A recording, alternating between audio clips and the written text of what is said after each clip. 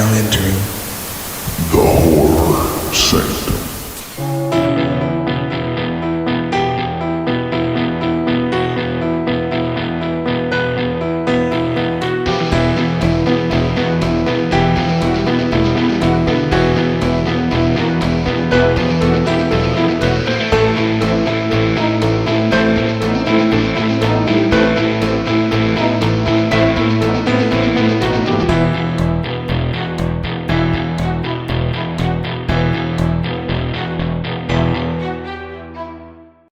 Hello and welcome back to the Horror Sanctum. I'm Jay with John, Kellen, and TJ.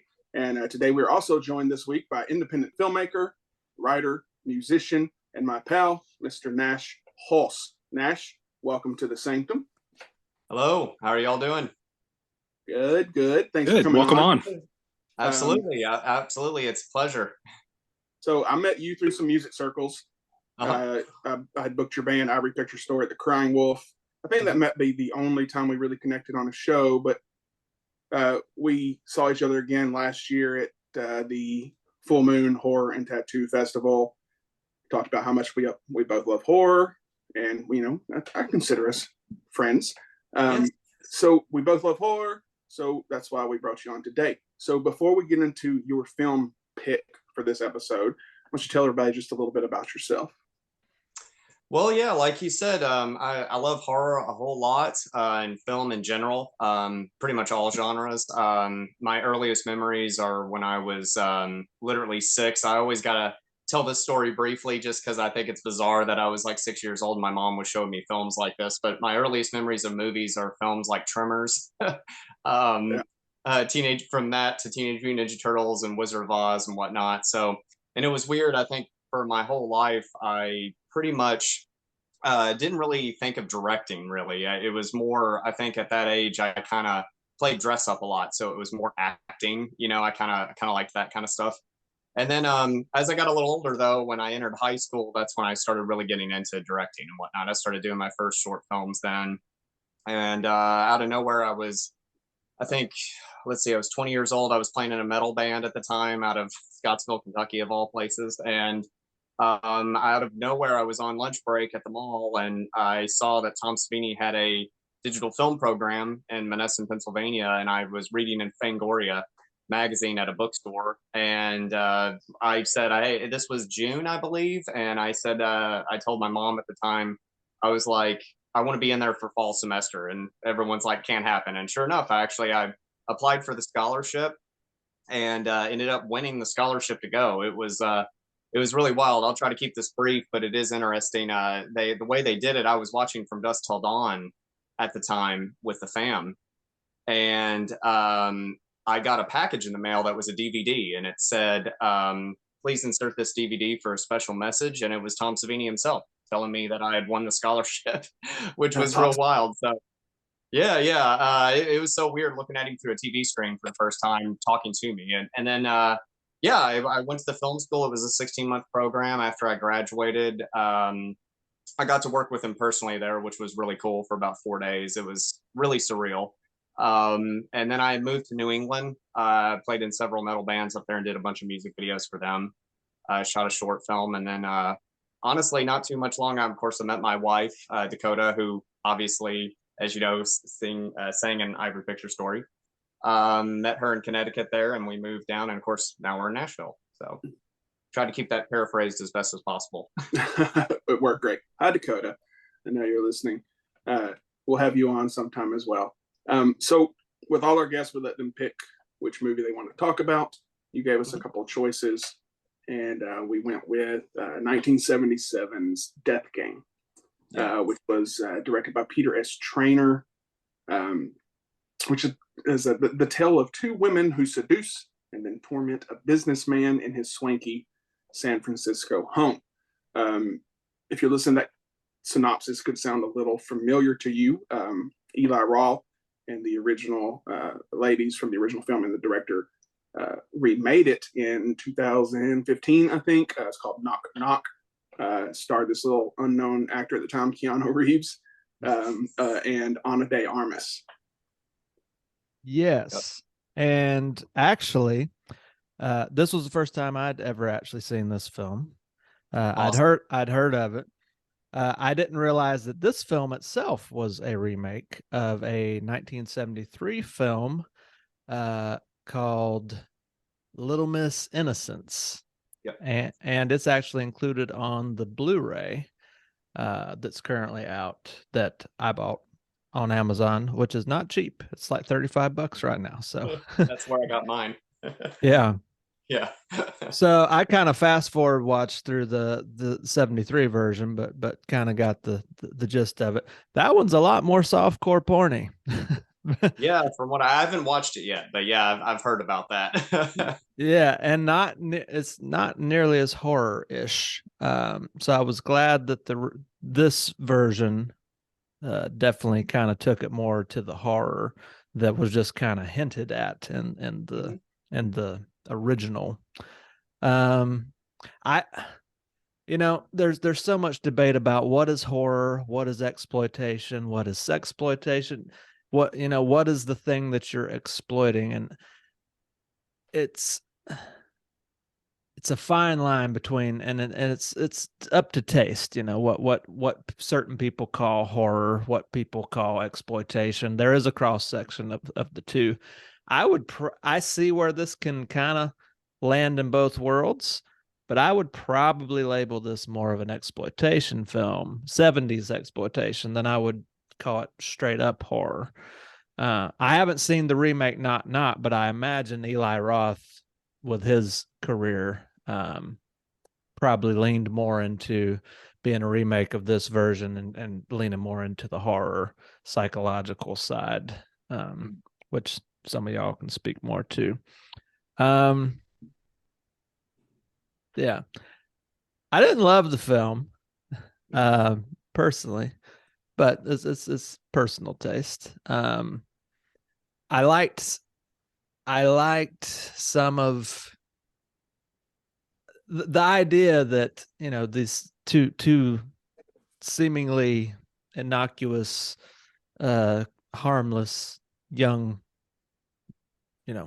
ravishing women could totally take down a seemingly able-bodied man and be this, using their sexuality kind of as a weapon. I imagine kind of in the 70s, especially on the heels of the women's lib movement and a lot of that stuff, that had a certain women's empowerment kind of vibe that was being exploited. The thing I didn't love about it is that they had to try and make them underage, even though Sandra Locke obviously was probably in her 30s by the time she was making this movie.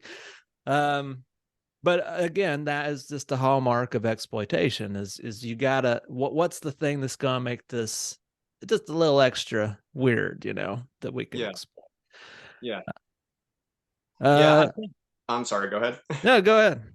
Yeah, I think one of the things that I think about 70s, exploitation that gets me is, are there exploitive films? Yes. And I think, but one of the things that always blows my mind is how you'll have these filmmakers that I think really were trying to make a good film. And I think that the exploitive factor was almost injected into films like this just to get it sold and promoted, even though there was a much stronger message in it. I was thinking of, one of the films I was on the fence between picking Death Game. The other one was Daughters of Darkness. And that film gets tagged a lot as being almost a sexploitation, almost just straight up lesbian vampire film. And to me, it's like there's so much more there that I think the director was trying to say. And same with Death Game. I think that, in many ways, like the only part of the film that I didn't like, because even though I suggested it, there was one part I didn't care for in the film, where even though I love the film, is the section where they have, they seduce him in the hot tub and all that, and almost 70s porn music kicks in, and it feels contrived. It feels like it was just stuck in there just to sell the film. In many ways, I think yes, the seduction had to take place for the story to move forward, but it just felt like it was put in there that way just to kind of be exploitive. But I feel like on the other hand, though, the rest of the film, you rarely see sex in it after that. It's almost like it's kind of just them essentially tormenting him the most they can. And I was reading a whole lot on the film and the booklet that came with the Blu-ray, which I don't know if you read that as well, but how they were talking about, you could see that there was even men putting in fear, like almost their fear of women, the women's lib power movement that was going on, almost their fear of that. It was almost like that's where the horror was coming in a way. Because I don't know if you knew this, but the writer of the film, it was based on an incident that had actually happened to him, and that's where he got the seed for the idea. It mentions in the opening credits says based on a true story, but I didn't know, beyond that. A Yeah. lot of people take a lot of liberty, especially in the 70s, like Texas Oh, yeah. Chainsaw Massacre. Yes, absolutely. But to your point, the thing that I do like about this film more than its predecessor that it's based on is, while the premise of the film, you do have to have like a sex scene, right? But the way that they film it, it's just like 3 scenes kind of intercut on.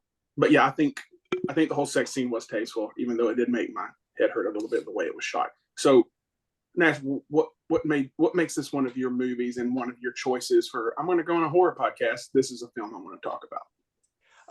I think it's because I think for one, it's way ahead of its time, despite there being some dating factors to it. I also think that it's severely underrated. I'm with Eli Roth on that. I think that for the time, I'm just fascinated with certain 70s films or any film really from an earlier period that has performances that are as good as they are, and yet the film just gets kind of kicked aside because it's got an exploitation tag on it.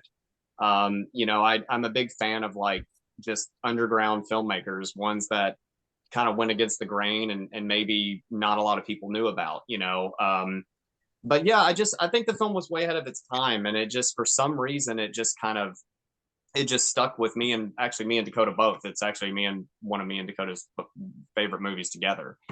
She loved it. And I just think that, especially for the time, it had a very, it even says it, some of the articles about it, that it had a almost feminist thread running through it a little bit. Some of the stuff that was done really felt like, and this is, again, it almost felt like, I'm trying to think how to word this, not from a female's perspective, but you could tell that the actresses like Sandra Locke, Colleen Camp, were really coming from a real place. I know that some of the script was real loose. She was saying that they would ad lib a lot of the sequences. The makeup scene was ad libbed a lot, and that some of the dialogue would just kind of come off on a fly. And I know that I forgot the name of the actor, but the lead actor in the film encouraged them to do that. He came from that John Cassavetes kind of school of just letting it go, and I just think that the actresses in it really just were channeling something. There's something behind the eyes that you can tell. It's almost like they're acting, but are they acting? Like, are they getting out something that maybe they were wanting to get out, and that's why I think it just stuck with me. I mean, I think that, again, just it's ahead of its time, I feel like, and again, it's not for everybody. It's definitely not for, it's a taxing watch. You know what I mean? But and I think it's a movie that people don't think of, I think, when they go into horror or thrillers or something like that. Yeah, I agree with all that. Seymour Castle was the actor. That's it. Yeah, he got dubbed over. Yes, he did. Him and the director had some beef. So that was interesting. I didn't actually notice it in the beginning, which is kind of weird for me, but I definitely started picking up on it. Yeah. But yeah, like most of us, I think this was probably all of our first time watching it. Mm-hmm. Like I said, I've seen Knock Knock, but when I watched Knock Knock, I wasn't aware that it was a remake, Mm-hmm. Yeah. But yeah, it's definitely overlooked for sure. John, what did you think about it? Look at that face he just made. Nash, first off, I just want to apologize, Nash. I don't want to like insult you if you really love this movie. So I saw this Monday, and I had heard of it before. I'd seen Knock Knock. First, to pull it out there, I did not like it at all, but I will discuss why. So Seymour Castle, that's the first thing I noticed in it, which is kind of funny because I'm a big Wes Anderson fan. And that's all I was thinking. I was like Rushmore and Royal Tenenbaums and all.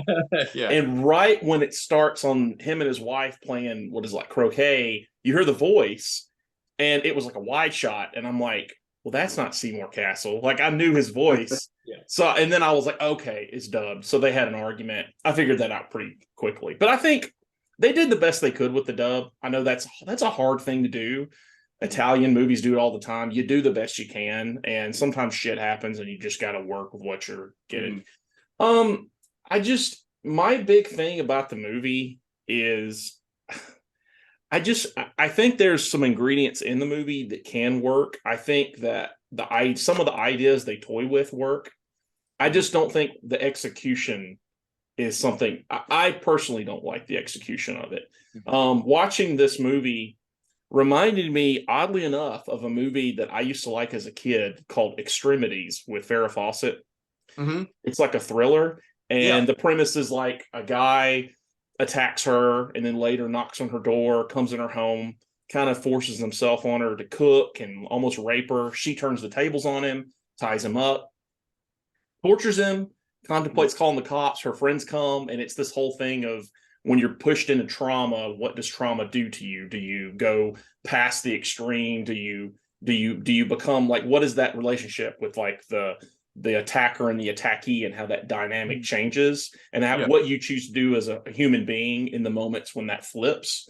And it's an interesting sort of play on that. And I thought that was really, that's the first thing I thought of was that movie, because that's kind of the thing that I would have rather seen personally. But I also understand that maybe that wasn't the story the director was wanting to take, right? He was wanting to tell the story of these girls having clear mental issues, trauma, and they're lashing out on someone. So they're randomly taking it out on someone and basically disrupting their life.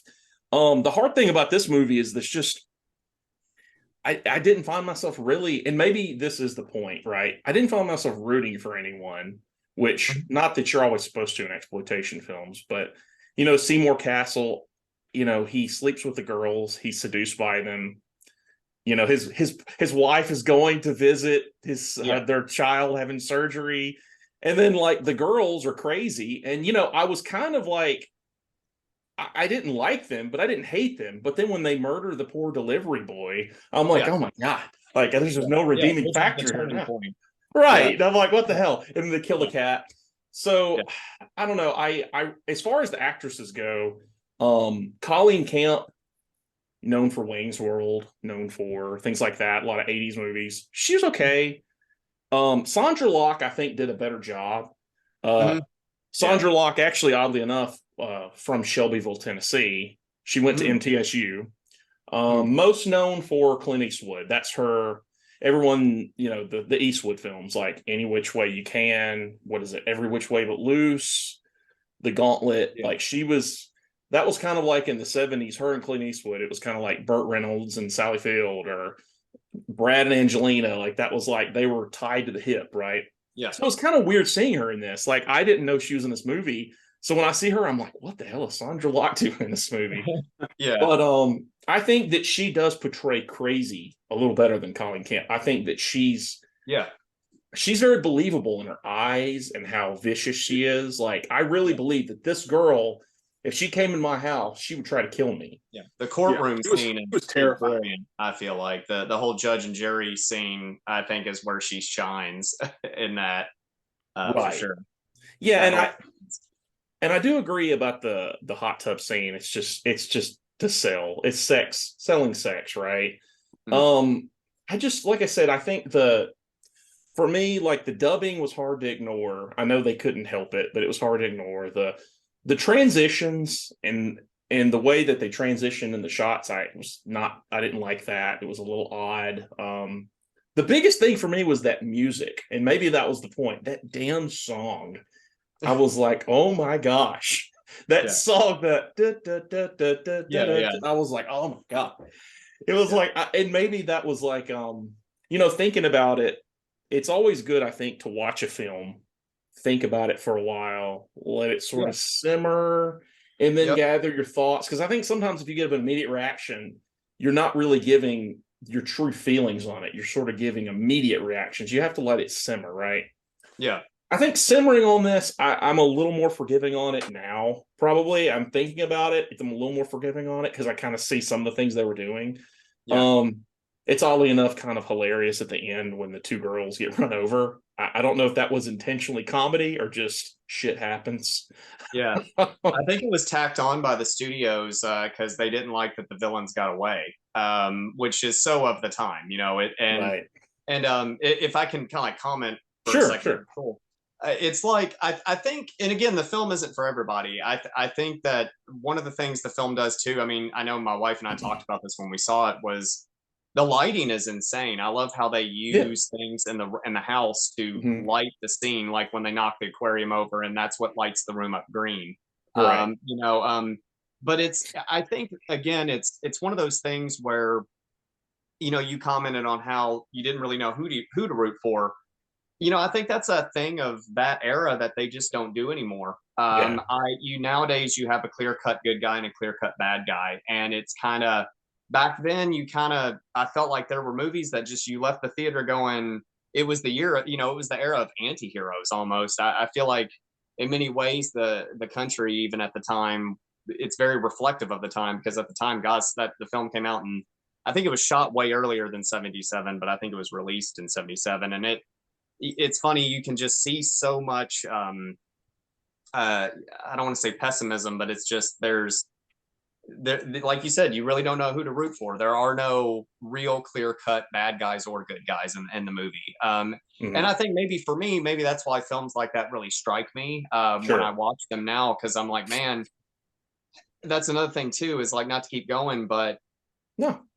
nowadays it's like it blows my mind how I don't know if you can make a film like these nowadays. I know they did Knock Knock. You could argue that it was remade, but it's like, yeah, they changed stuff and it was done. You know, I mean, there's so many films now that were made then that could never be made now for numerous reasons. And I think, you know, that's one of the things about film that kills me, you know, and that maybe that's why this film stuck with me so much, you know, I mean, and again, I mentioned films like Daughters of Darkness or films from that time that just, the thought that they could never be made again is just like a gut punch, especially as an amateur filmmaker myself. I know every time I write something, I have to go, can I do this? Is this allowed? Like, even though if I were to write this back in, then I would have gotten away with it.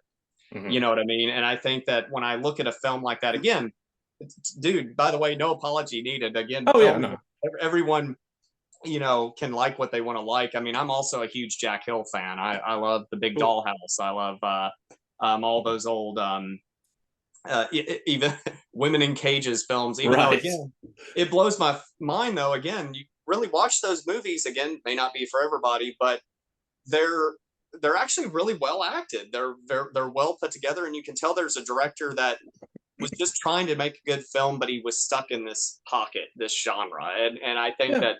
And then you look at someone like, you know, again, I think for me on Death Game, I think the original title of it too, there was like 3 different titles. There was like The Seducers. It went through like 3 different title iterations. But it again, I think it's just you can see the renegade filmmaking in it, I guess. Like the fact that they're like, hey, we don't have money, let's just shoot it all in one house. You know, and there's just some charm to it. I think you know, and you know what's weird, man? You know, to comment on something you said, it put you in mind of a movie that you saw when you were younger. Sure. You know, that triggered a thought in my head that, you know, it wasn't until, and this is pathetic. I'm 35 years old. I've gone to film school, and it's just now in my 30s that I'm starting to appreciate films I probably wouldn't have when I was in film school, because I went to film school when I was 21, 22. So, you know, now I'm watching films like Death Game. I don't know if I would have appreciated it then. You know what I mean? Now, though, my tastes have changed so much, and you know, I kind of look for qualities in something that it just, you know, maybe it just appeals me. Sometimes the movie may not even be good in my eyes, but I'm like, oh, I just admire the tenacity of this thing, or the story behind it, you know? Yeah. But anyway, yeah. End rant. No, go ahead. I mean, Yeah, I mean, I think there's the film was shot very well, even for the 70s. I thought it had like a great style to it. Yeah. And I just think that the ingredients for it, for me, I almost feel like if they would have, it would have worked a little better for me if either they flipped the scenario a bit in the movie or if they added comedy in it. Like those two things would have made it kind of interesting. But like I said, I'm in the same sense, in a way, I'm sort of describing a different movie, right? So yeah, I'll hold on my ratings. I am curious to see, Kellen, what you thought, where you stand in it. Well, on before Kellen, what you said, like I think comedy was different then too. Like I think the cat part was probably their version of comedy at the time. Now we're just like, oh my word, why would they do such a thing? But back then, that was probably the humor they had for sure. Yeah, I kind of knew there was some dissenting opinions about this movie just from the group chat. So I went in with an open mind. I usually do with movies like this, especially older movies, because I like to go into it, with that open mind, because like y'all said, it's a different time thing. The styling's different.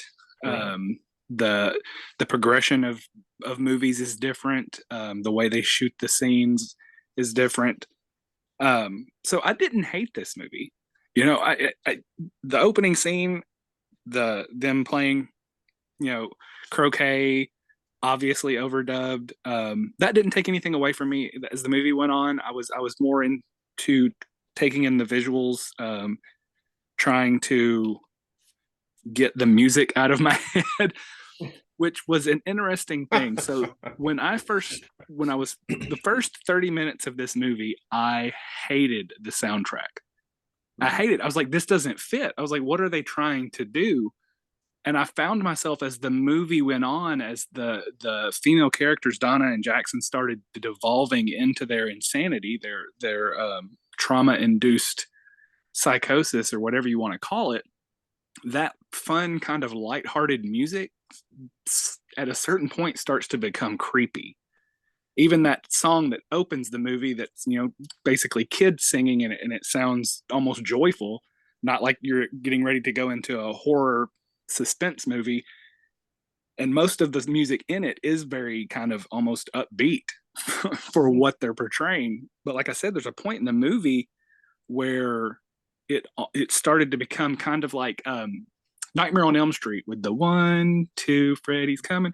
It's a little kid song, but it's so creepy. And even though the music doesn't change, the tone of the movie changes, and it drags that music with it. So the music starts to become less fun and more spine tingling, more creepy. That it's this lighthearted kind of jovial music to this serious situation that's happening to this guy. So like I said, the first half of this movie, first 30 minutes at least, I was like, oh my God, the soundtrack is awful. And then by the end, I was like, I don't know if it was intentional. They knew that was what they were going to do with the music. But by the end, I was like, okay, so the tone of the movie and the music work so well together, because like I said, the further you go into madness with them, the creepier, eerier that music starts to feel. Yeah. And I will say too, real fast, I thought of something when you were, and actually you both had said something that triggered a thought. And one of the interesting things I think about the film too is that it is the first time that the aggressors, being female, they aggress from the start and they don't let up. And I don't think I've ever seen a film where females particular and women are the one in power the whole way through. Like, yes, you've seen films like I Spit on Your Grave, Revenge, et cetera, where, there's something that happens to them and then they go back. This time they're the ones in power from the get-go almost, and they carry it all the way through.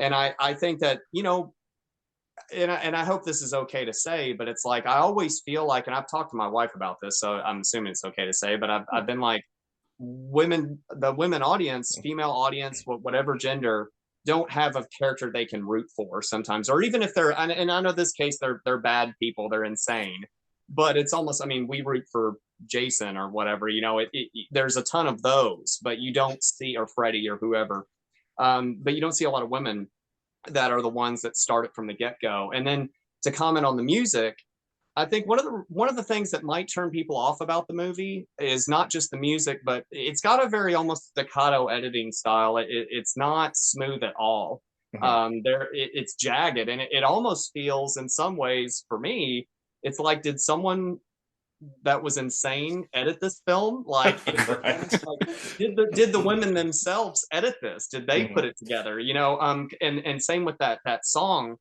If you listen to the lyrics, that's the key. The lyrics to the song are talking about what a male figure did to someone as a child, basically. And then what they become, my dear old dad, my good old dad did, and it's almost like trauma, basically. Yeah. It's how their voice is demented and to some people annoying, and I totally get it. But again, it almost feels like Harley Quinn edited the film and put it together, But anyway, sorry, because you were going on as well, I interrupted. But no worries. And you made a good point about the women being in power for the whole film. Typically, we have the stereotype of the final girl. Yep. And most of the time, their trauma happens in the first 3/4 of the movie, and it's overcoming that trauma to survive in the end. And here, the girls have already had their trauma. This is they're overcoming their trauma by taking revenge out on the figure that created that trauma. The daddy figure is in this movie. So yeah, it is an interesting take to not show their trauma, but to show them triumphing over it, even in a psychotic way. In an absolutely absurd way by tormenting George. But I think what is truly scary to me about this film, and it was after watching the ending, I was kind of shocked that that's how they chose to end it. I kind of had the idea that for the time, they wanted to see the quote unquote hero win or the villain lose. There was no ambiguity there. It wasn't like Saw, where the villain walks away at the end of the film and you feel some sort of justification. So I understood that thought, but what was truly chilling about this is they didn't plan to kill him or anybody. They killed the courier or the delivery guy out of circumstance. Their entire goal in this film was to break him the way they were broken by their father figure or whoever was that created their trauma. So when you finish the film, it ends with them getting hit by the fan, but then there's that thought in your head, like, what is his life now? I mean, his house is destroyed, his psyche's destroyed, his relationship is probably going to be destroyed because he's not going to be the same person he was when his wife left. So the psychological element of it, that leaving him with the same trauma that they're carrying with him. And that's such an interesting way to present the whole thing. It was like, we're not going to just end your life. We just wanted to show you what it was like. And they skip off into the sunset or into the front of a van. And I don't know if you read or bought the Blu-ray, but that's what the booklet talks about. And I watched it with the commentary. They said that was the goal. It was to them. I did not. I'm so smart. It gave me chills because that was the goal of what it was. It was almost to say, you now can remember this for the rest of your life. We've done our part. And I was actually watching it with commentary before we started this, just to kind of brush up. And, Colleen and Eli were talking about how, after the sex is done, he just kind of wants him out and kind of wants him discarded. And that's when they turn, is like when he drops them off like they're trash, which is how Colleen and Eli described it in the commentary. That's when they come back. And it's like, oh no, you're not going to get off this easy. You know what I mean? Like, yes, some people could argue they seduced him, but how he was just he went along with it, but then kind of just tossed him aside, like, get out of my life, you're going to ruin it. It's like, well, dude, you already ruined your life yourself. You know what I mean? Right. But they kind of discard them, but that is their goal. That was what they set out to do. It wasn't about murdering him. And in that context, it kind of reminds me of the Batman story, The Killing Joke, the whole Yeah. premise of that is one bad day can break a man. Yeah. One bad day and you're just like us. So, that whole mental game that they're playing has that feeling. It's like it's all, and you could almost look at it as like they're trying to justify their behavior by showing that this is what this does to you.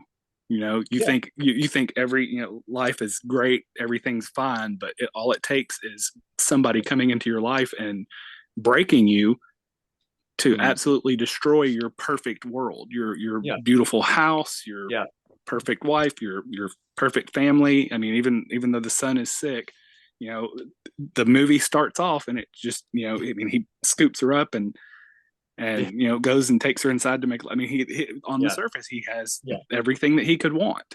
Yeah, and then in just it's wild. over a 24-hour period, he ends crying in the floor next to the sofa, a broken man. Right. Yeah, the arc is there, and I think real quick too, I got a comment. I don't know if you all remember this from the film, but I will say the most chilling part in the whole damn movie, in my opinion, was the editing, where before they even show up, you see their darkened silhouettes in a flash cut outside the house, and it's almost like they're monsters about to descend upon this house, but I also gotta say one thing too, like the reason I picked this film too, yes, it is in my top 10, but even if it wasn't, I'm intrigued by films that push buttons and create a divide.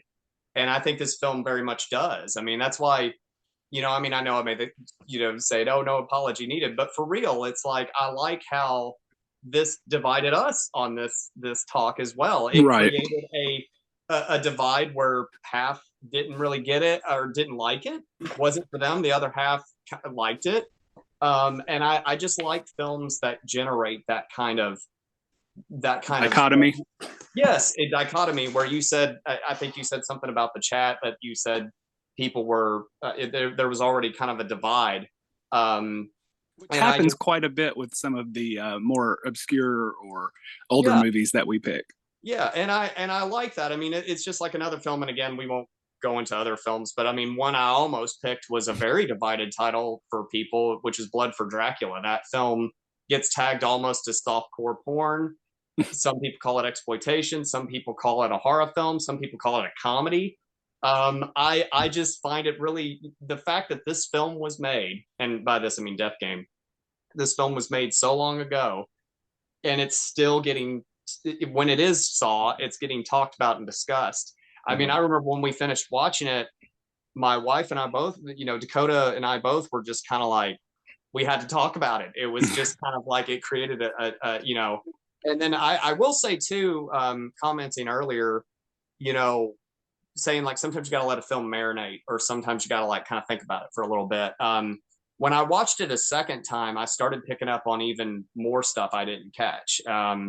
That kind of made me go, whoa, I didn't think that meant anything, but maybe it does, or it kind of twists your perspective on it. But again, that was the reason I picked the film more than anything. Yes, is it a top movie for me? Sure. But even if it wasn't, I just love a film that can generate divide, that can get you talking about it. Yeah, absolutely. Yeah. Like I said, I went in with no expectations. I honestly, I mean, as far as the actor and actresses that are in the movie, not super familiar with them, so I didn't have any real basis to go off of, previous work or other things like that. So, I think going in with an open mind and then just watching it, not knowing what to expect, made it, a little more interesting experience, because I was trying to find things, I guess, at that point. Sometimes you watch movies just to relax and be entertained. Other times you go in a little more analytical, which I do a lot more with this show. Most of the time I watch movies to escape, just to, there's certain movies, and I'm sure we all have them, our go-to films, whenever you're just kind of either in a bad mood or you've got to do some housework and you want something on in the background. You've got your go-to films, just because, you don't have to think about them. And so, it just kind of takes you out of reality, kind of relaxes you. But I kind of went into this one just wanting to kind of watch it Mhm. if that makes sense. Not just Experience it. put it in, but yeah, I wanted to watch and try to figure out, be a little, because it is an older movie, and and we've talked about that when we did what was the Blood of Dracula called? Yeah, what was it? The second movie we did, Horror of Dracula. Horror of Dracula. Yeah, when we did that one, Yeah. it was kind of the same thing. It's an older film, so I try to get into the mindset that this is different than what we're used to. This is different than the direction cinema's in now. And again, those 70 films are so similar as far as the lighting, the shooting style, the music that they have in it. Sometimes the music's even overwhelming in the scene. Like you have to pay attention or even put on subtitles to be able to hear because the music is so prominent. Yeah. And there's moments in this movie as well where the music is so in your face in the scene, almost like it's growing. Yeah. But yeah, honestly, like I said, I think it was a good amount of time for the movie it was. I think if it was longer, it would have been drawn out for no reason. Yeah. So yeah, as far as would I watch it again? Probably eventually, after I've had enough time to forget about it. Yeah. But it was not a hard watch. We've had some hard watches on the show. That was not one. Yeah. And not at all. I Sorry, go ahead. actually bought TJ's Blu-ray that he bought. He won't watch pirated films. God bless him. We will. So he bought, and I kind of felt bad to a degree, but like I enjoyed the film, and like everybody's touched on, I think the lighting and the acting is the best part of the whole thing. My biggest knock on it was how it ended. I didn't like it when I first saw it, when the two girls get hit by the car, because then it's almost like, oh, that was for nothing. But at the same time, like we touched on, is we didn't root for anybody. So if we don't have a clear-cut winner, everybody needs to lose. And to a degree, everyone did lose in that movie. Well, and if you look at it too, with the whole psychological part of it, it also goes into the whole frailty of life. Any little thing. I think you can sum it up as shit van. happens. Shit happens. I really think that's what he was trying to say, was shit happens at the end of it. And I don't like killing of animals, but I also enjoyed the film. Like, it was my first time watching it. I had seen Knock Knock, so I was kind of familiar with what was going to go down. But overall, I liked it a lot. So let's get into our rankings. If you're following along with us at home, TJ is missing. His power went out about 15, 20 minutes into this episode. So we trudged on without him. I did text him. His rating was 1.5 out of 5, which that comes as no surprise. So with TJ, he gave it a 1.5. A lot of my rankings are based on rewatchability. And is this a movie I would watch again? Yes. Is this a movie I would tell other people to watch? Yes. So I stuck with a 3. So I did a 3 out of 5. Nash, what did you give it? I gave it, I would give it, let's do 4 Monster cereal coffee mugs out of 5. John? A couple things real quick. One, I don't hold the theory that they're underage in the movie. I think that's just a story they're telling. I do think something happened to them, but I think that's just a ruse, right? 2, I think this is not the first time they've done it. I think there's parts of the movie that they allude to that they've played this trick a few times, right? But I think overall, aesthetically, it's pretty. There's a lot of things with the transitions and some of the choices they made I just didn't like. To be fair, I would probably give it like 2.5 out of 5. I would be fair. It's not my cup of tea. I didn't like it, but 2.5 out of 5 is probably where I'd be comfortable with. So, yeah, I mean, it was almost the same ranking for TJ as Terrifier 2, and we know how he felt. All right, Kellen, what would you give it? So it's hard, and me and TJ had the back and forth on this. It's hard to rate movies like this on a 5 scale, just because they're so. I mean, you have your Mount Rushmore of movies that are a 5 and 4, and it's not that far of a jump to a 3.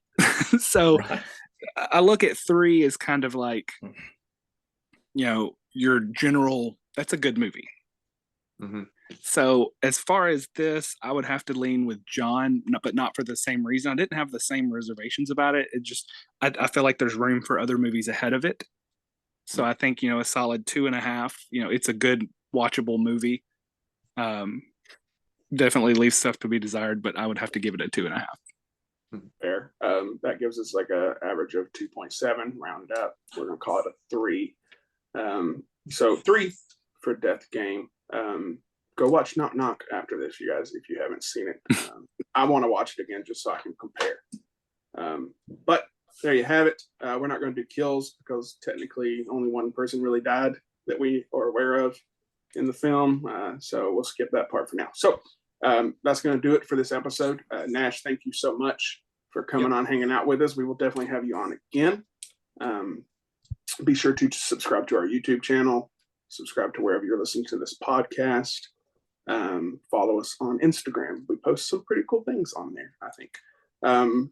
Next week, I think it's tentative, but our next episode should be an interview with Brian Bremer from Pumpkinhead, Silent Night, Deadly Night 5, which honestly is probably my second or third favorite of that franchise. So that's going to be a fun episode. He's a super nice guy. Looking forward to having him on here. So on behalf of our dearly departed TJ, I'm Kay with John, Kellen, and Nash. And until next time, Keep it spooky.